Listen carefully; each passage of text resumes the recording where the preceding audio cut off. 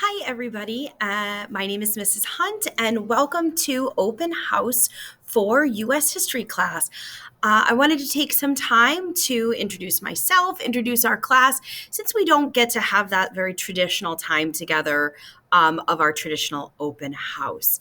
So, first, I thought I'd share a little bit about me. This is the start of my 20th year here at Newington High School.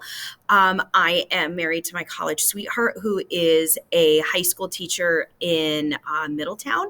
And we have two kids. My oldest has started high school this year, and my little one is in middle school. So, to all you parents, I'm right there with you. Still shocked and awed that like my baby is in a school, just like I am, not here, but in the town that I live in. So, I am so excited to have your kids with me.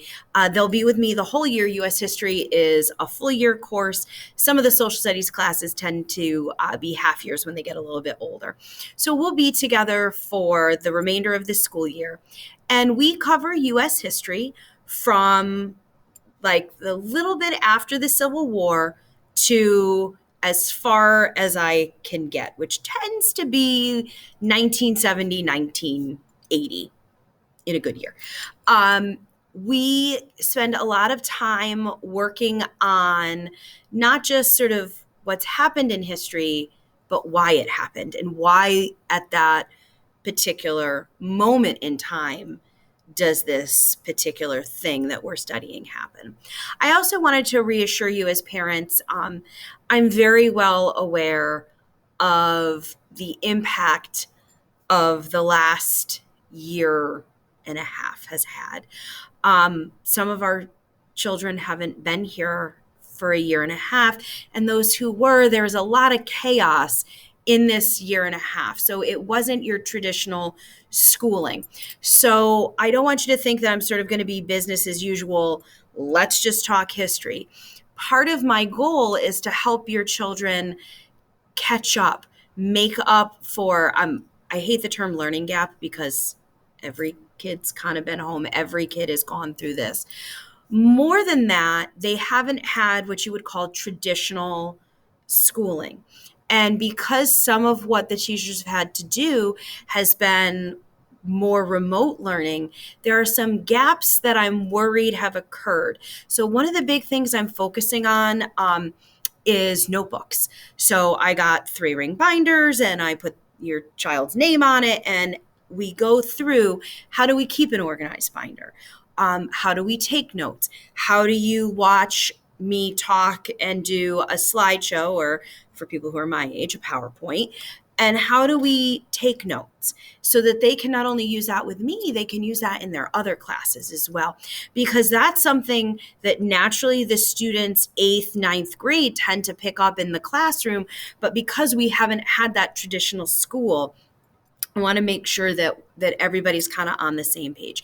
Plus, I don't know many careers, colleges, jobs that being able to keep yourself organized is a bad thing. So that's kind of what we're working on. Some of the kids who are really good at that stuff already, you know, they might get a little annoyed with this is how we keep our notebook. But I think it's good to see how it can be done. So even if you are good at it, you can see another way to do it. So I always tell the students my goal in history, I love history. And I think I love it because it's stories. It's the what would it be like if I lived back in the day? And that's what I really encourage my students to do is while we're talking, what it would be like if you were 15, 16 years old. So when we were talking about our most recent topic, which is industrialization at the turn of the century, like late 1800s, early 1900s. It's like, what would your life be like if you lived here in Newington? You know, we talked about the farms that were here and things like that. So, there is a focus, of course, on things like, dates and people, but that's not what is always appealing. Sometimes it's the story. So that's sort of where we're going. So couple of parental things like that I as a parent know that I want to know. Grading and what to do if my child is struggling. So grading for history is 80% is assessments, which are tests, quizzes, projects. And then 20% is homework, classwork. I tell the kids I grade everything. It might For me, it's a lot of paperwork, but I think it's important that the students know that I'm looking at their work, that I'm expecting a certain quality to come in, and that I hold them to that standard. So everything that they do for me is coming in either electronically or hard copy. Most of the time it's going to be hard copy, because I want them to know that I'm looking at their materials and I'm looking at their progress. And it helps me get to know them and their work. The other thing that as a parent I know is really important is, if my child's struggling, what do I do? So the first thing that I'm going to encourage you to do is ask your child if they're comfortable to reach out to me. As they're getting older, that's an important skill for them. Whether they're going to the work world or if they go to college, it's good for them to be able to interact with an adult and express their concerns. And I'm very real about this. Sometimes the concerns have nothing to do with the grade. They have nothing to do with an assignment.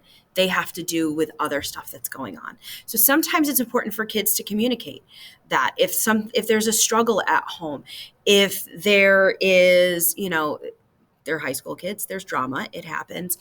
Let me know what's going on so that I can be there to help support them in not just their academics, but in everything. Because they're with me for a year, I will get to know them really well. If that is not going to work, if them reaching out to me, email, seeing me in person, then you as the parent, please reach out to me. Send me an email. Let's talk about what's going on. If it's a particular topic or a bad test, those are all things that we can work on, that we can kind of, team up and get everybody where they want to be. In fact, today I joked with both of my classes that, sort of the first rule in history is there is no panicking about our grades, because we can work together to figure out what's happening. We can work together to, if the struggle is a test, what do we do about a retake? If it's homework completion, well, let's look at what's happening and how can we work it into your schedule and things like that. So as a parent, I know that we want to support our children as best we can. And sometimes that means taking the step back and having them move forward and talk directly to me. And if that's not something that's going to happen and you're still really concerned, please reach out to me. That email is ehunt@npsct.org, or you can go on the school website, go to staff, scroll down, and I'm going to be the last because I technically have two last names. It's Zamsky Hunt, and I'll be the last on the list. I hope you as parents are surviving this transition back to a more traditional school year. I hope your kids are doing well. And if I can help you at all, please let me know. And I hope everybody has a great evening.